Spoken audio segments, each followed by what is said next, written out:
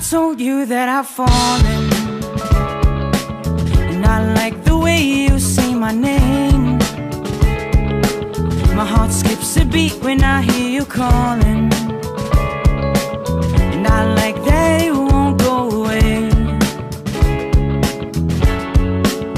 But never mind, don't wanna give you any trouble. Never mind, never mind, I'm okay with being by your side for as long as I can hide. What if I told you that I've fallen?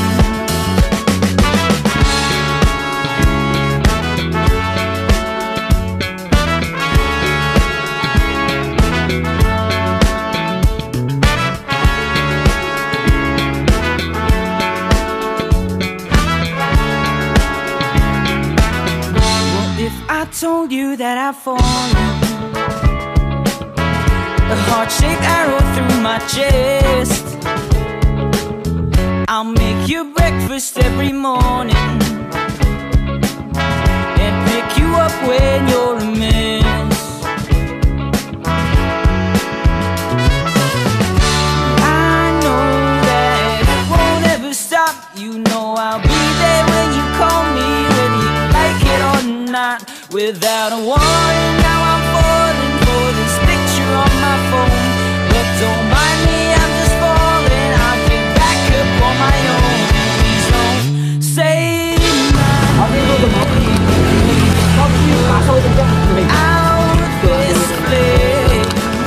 I'd rather hold on to this feeling that you don't even believe in. Malay ko ba? Sabi nga dito sa... I won't lie to you.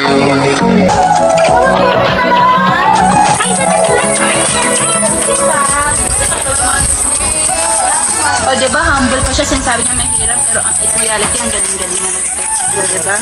Oh, look at those hands go! Lumalabas sa ugat niya.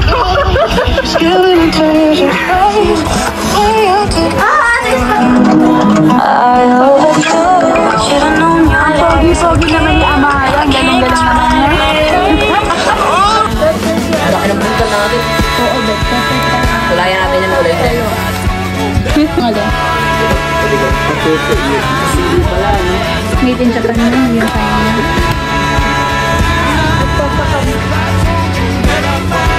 Tingnan mo, pagkasama yung sila, mukha siya kinakapit.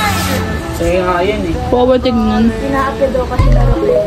Tako kasi sa'yo. Nakatingin kasi sa'yo eh. You feel whoop-de-whoop, nigga, what?